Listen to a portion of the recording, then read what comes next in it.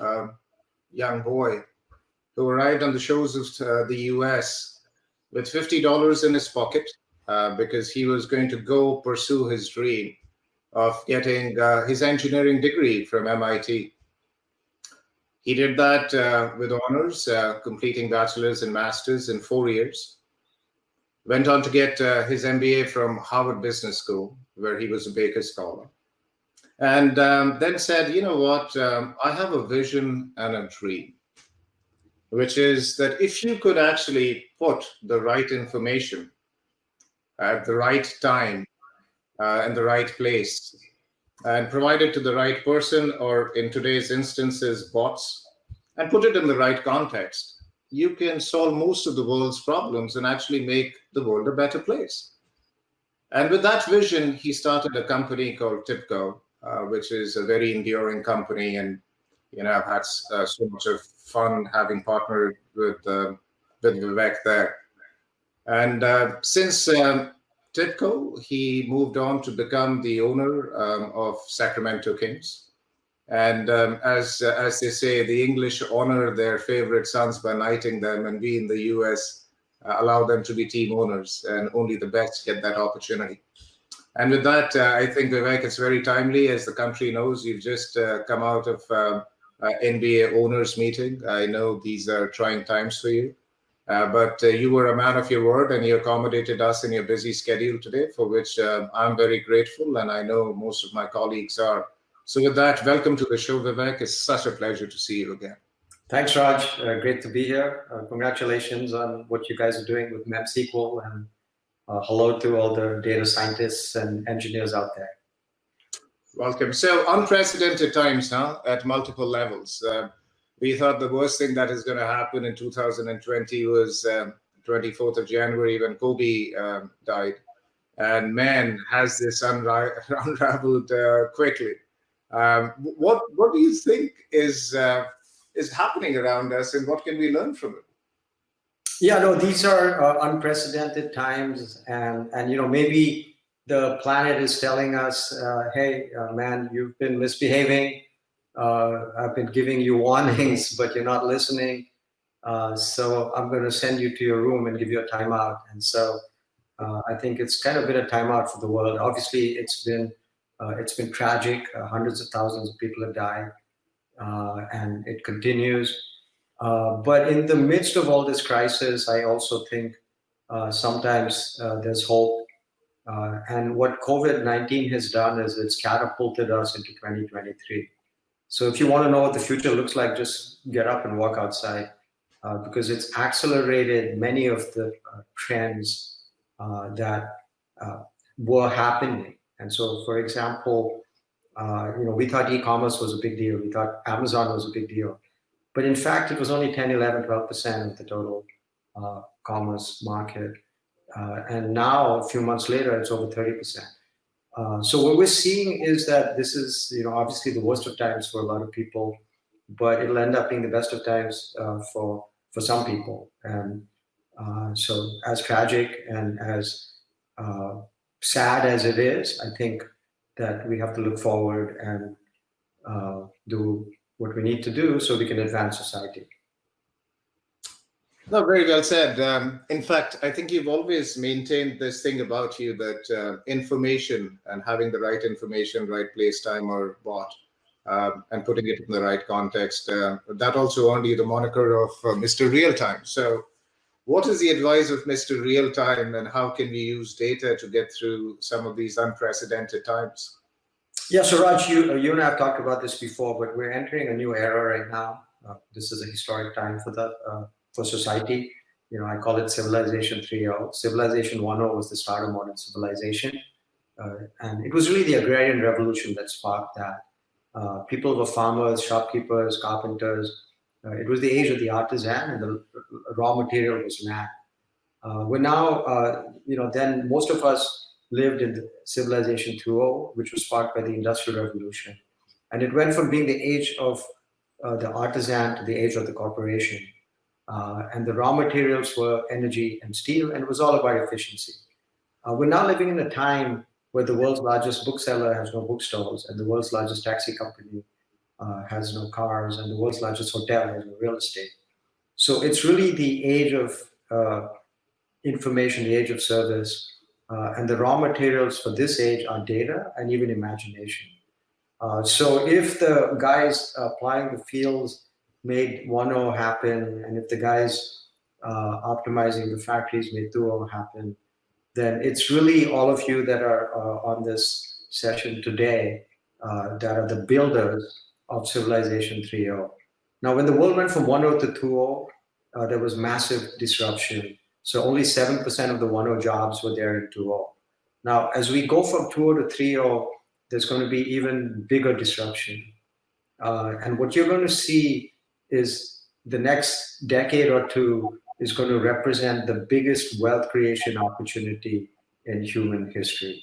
So there's going to be entirely new sectors created that didn't exist, and there's going to be massive disruptions to existing sectors. So in the next decade or so, half of the S&P 500 will be disrupted by companies, in some case, that you haven't even heard of. So this is a exciting time to be doing what all of you guys are doing, and I think the future belongs to all of you. There's no better time in history to be a data scientist than today, and so I'm counting on all of you to advance society and make the world a better place. No, that's very interesting. And Vivek, I'd like to marry that in, and I think you and I have been speaking about that as well. We've heard Snowflake is likely to go out and test the public markets maybe as early as tomorrow even. And that is, in a large way, signaling a change of guard. Companies like Oracle and IBM and Teradata had iron grip on the world's data, and I know it's very close to your heart about the democratization of data and making data available to the knowledge workers. What do you think of the change of guard in the data industry, and who do you think would be the players who would prevail? Yeah, I think it's an exciting time to be in the data industry, and obviously we know that open systems always beat closed systems, whether it's in technology or in society. We also know that having kind of a platform, a bus, as I like to call it, a data bus, always wins out, because that is the ultimate open system, and it allows everyone to participate in that data ecosystem. So you have to take a holistic approach. And you know that I've always been a believer. It's not enough to just have big data, but it has to be fast data. And so getting all the data in the world after the fact is quite useless. After the customer walks out the door, what's the point of knowing that the customer was unhappy? Or after the money leaves your bank account, what's the point of knowing that fraud was committed? So fast data, having the data beforehand, the right data, that's what it's all about. So it has to be open, a platform, it has to be holistic, it has to be integrated, and it has to be fast. Yeah, very well said. I remember you leading us on in the first decade of 2000 as part of TIBCO, and you used to call some of our technology vendors as extortionists who kind of locked us or the customers in, and you spent most of your life unlocking and democratizing data. Data is going to be very interesting, and I agree that a data bus and fast data is going to be the solution out of this. What about advice to entrepreneurs and CEOs who are going through their first crisis? I know you really started TIBCO at the back of the 1987 crisis, and then you had the internet bubble that had burst, navigated that very well, and then 9/11 and the 2008 global financial crisis. And in each of those crises, the one thing that I admired about you was you and the company came out stronger out of that crisis. What's your advice to, and by the way, I must confess that it was so much easier behind you and you leading. The crisis just felt so much lighter than being at the forefront of it. What's your advice to first-time CEOs, to entrepreneurs who are either thinking of starting or are in the throes of it, to work their way through these unprecedented times? Yeah, so Raj, I want to just say that everyone has a superpower, and my own superpower has always been being able to surround myself with people that are way smarter than me, so people like you. So you're being modest when you say that. It was nice to have me in front, but in fact, I was fortunate because I was surrounded by people like you and people that were way smarter than I am. And I used to joke when we had times of crisis that in a strong wind, even turkeys can fly, and you get to see who the real winners are and the companies with staying power when those winds die down. And so really, I think there's a playbook on how you survive, and not just survive, but you actually thrive and you come out even stronger. And it starts with having just the best people, and you get really smart people. When there's a challenge, they actually get better. So smart people want to be challenged. And one of the mistakes we make is we often try to make it easy on people. And we even do this with our own kids. We say to our kids that, hey, when I was young, I had to walk barefoot in the snow and it was a lot harder on me. And I always say, don't say that. Don't say that to employees. Don't say that to your kids. Because what you're telling them when you say that is, hey, whatever you do, you'll never be as smart as me because I did it barefoot. And so I think number one is you start with the best people and you make sure that you empower those people. But then, really the secret is not that difficult. One is an obsession, an absolute obsession, the obsession with your business, obsession with the customer, obsession with what you can do better. And it has to be like an all-consuming obsession. Number two is there is no detail that's too small. I was fortunate to be friends with folks like Steve Jobs. And Steve, just every detail, the width of the counter, he knew it had to be exactly the same for every store. So there has to be an attention to detail. There's no detail that's too small. And number three, it's really about time. It's a sense of urgency. And you have to have that sense of urgency. So I think that times of crisis, as it turns out, are the best times to be creating businesses. They're the best times to be taking market share. And as sad as the crisis is, I also like to say, don't waste the crisis. What are the things that you could be doing that you normally would not be able to do? So crisis to me is kind of that Chinese symbol. The Chinese symbol for danger and opportunity is one and the same. And so there's danger and there's opportunity. And try to make it the opportunity side of that symbol. So this is a time of crisis. There'll be great companies created during this time. And I think the future really belongs to all you guys. I clearly remember an incident as you were talking, which about not being easy on our kids or giving them a way out. I remember a 7-year-old girl walked into your office about 11 years ago trying to sell you cookies, if you remember. And that was our eldest daughter, Zoe, and she's starting her college, and she still talks about how you had her sell cookies for 45 minutes before you actually bought it. And she comes out and she said, that was the hardest sale I made. But after that, every other subsequent sale of cookies was just a slam dunk. So she was very good. She was very good. She obviously had dad's genes and mom's looks. So I think it was a good combination. No, she's dad's selling skills and mom's look. That's a killer combination. So. Thank you for that. The other bit that, I was reflecting back as you were saying about the crisis is, while we were doing or handling the crisis, we were sort of executing on your behalf sometimes around 2008, 2009. You did say that the obsession with customers is the one that sees most people through crisis. And that's always been my sort of North Star. And not worrying about competition, but talking about customers. Why don't you share your philosophy around that, Vivek? Because I think a lot of the viewers could benefit from that. Yeah, a lot of people, they get too caught up in kind of the market dynamics and the competitive landscape, and what someone else doing, and I think that that's great, but I think that that time is better spent in just talking to customers and understanding their needs and understanding their pain points, and just trying to put yourself in their shoes, so that you can empathize and you can understand how to make them better. And it sounds obvious, but most people don't do it. I would always encourage all of you to talk to customers every single day, and especially talk to them when you don't need them. It's always easier to talk to them when you need them.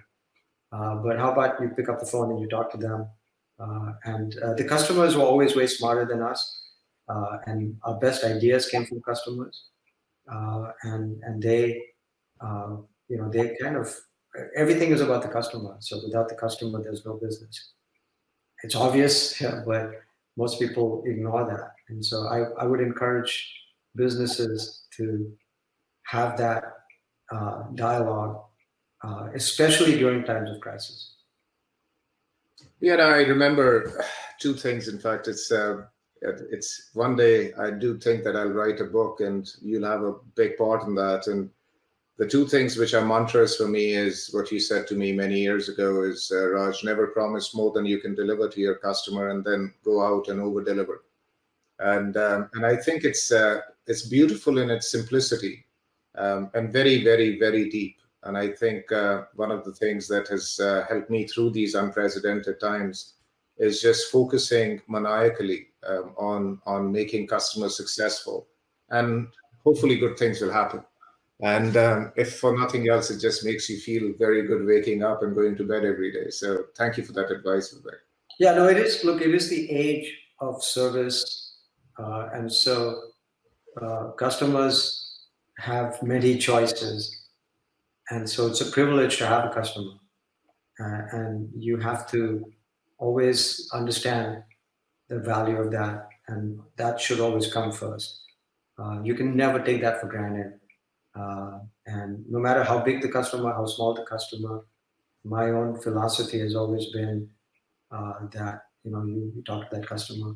I occasionally get emails from ticket holders, and obviously we've had some difficult seasons, or they might have an issue where the food didn't arrive on time, something happened while they were at the game, and when I see those, I try to respond right away. So no matter they're spending hundreds of dollars or millions or tens of millions of dollars, I think every customer has to be treated with respect and urgency. Well said. And in fact, I remember having those discussions as to how to give your customers in your arena the best experience, and also have people in the bedroom join the experience in the arena. And I know you're developing some interesting tech on that, and yeah, it's going to be fascinating going forward, and never better time than what we witnessed really over the course of the last few weeks or so.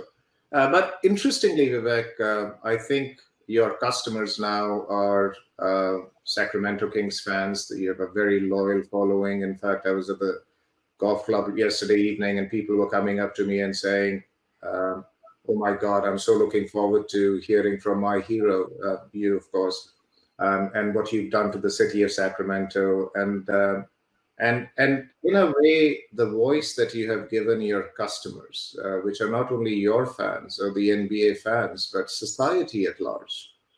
And it's been both inspirational, and also you've always done the right thing by giving voice to, or your platform, to give voice to people who don't have a voice.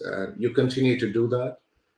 You just come out of a owners meeting. We all know that NBA owners meeting. We are going through some trying set of circumstances. Anything that you can share with us there?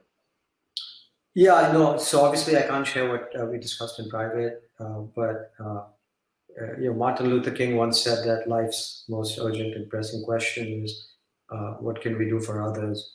And this is a question that becomes very, very relevant today. And as owners, we have a platform, and it's a privilege, but it's also a responsibility. And we have the opportunity to use that platform for good. And I'm just really blessed to be in a league where, first of all, the leadership under Adam Silver has always been on the right side of history. We just created a foundation that's going to spend $300 million helping inner cities and the underprivileged.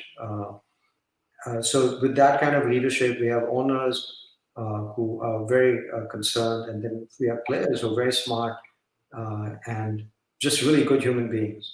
And right now, what you're hearing is just a cry for attention. There's been injustices that have happened for 300-400 years now, and people are saying, look, when you hear Doc Rivers saying, look, I feel like the country doesn't love me back, that gets to you. Like what can we do as owners to help on some of these issues? And we've done this in Sacramento quite effectively. And so I think that this Civilization 3.0, if kind of 1.0 was about the muscles to plow the fields, and 2.0 was about kind of the brain to optimize the factory, then with 3.0 it's actually going to shift to the heart. A lot of it is going to be about empathy and how we treat each other and what we do to make the world better. So I think that those people who understand that will be the winners in terms of the future of society. And empathy was what you displayed, and I know some of the viewers already know this, but the others might not. And I was managing the crisis myself, and you and I hadn't spoken for a couple of weeks, which rarely happens. And then I saw in the news you with Governor Newsom making the Sleep Train Arena available for COVID-19 patients. And that was just a very proud moment that, just as a human, you stood up and wanted to make the society and world a better place. So, thank you for that. And I'll just, sorry, was there a remark for that? No. Look, I've always had a close relationship with the governors in the state, and we're in the state capital. One of the reasons I bought the team, as you recall, Raj, I was the vice chairman and co-owner of the Warriors, and we had been booed, and we finally started winning. And so at that time, I was approached by the folks in the city, and they asked me to buy the Kings because Steve Ballmer had a deal to buy them and move them to Seattle. And my initial reaction had been, I live in the Bay Area. I love the Warriors. Why would I do that? But then I realized that, I was in a very privileged position, and that Sacramento was our capital. Everything I had, I owed to the great state of California. And so maybe this was something that I was meant to do. So that's how I kind of ended up buying the team and then investing $1 billion into the city. Now it's become the fastest growing city in the state. And so I think that, even when I bought the team, the first thing I did was we had a mission statement. And, the mission statement was to build a winning franchise that enhances the lives of those it touches and makes the world a better place. So it's really, it's bigger than basketball. We have this amazing platform, and I think it's an opportunity for us to do some good with it. So being able to take our old arena, which was sitting idle, and convert it into a hospital, being able to help with masks and other kinds of PPE and anything that we could do. So I think it's just part of being a team owner that we have privilege, and with that privilege comes responsibility. And you displayed both of that in addition to empathy in spades. Vivek, it's such a privilege to have had you on the show today. Thank you for making us a part of a very busy day, of your very busy day. My life is so much better having you in it. So thank you, and look forward to many such conversations. stay safe and well. And yeah, thank you. Well, thank you, Raj, and good luck. Thank you. Thank you very much. Stay safe, everyone. Stay safe. Thank you.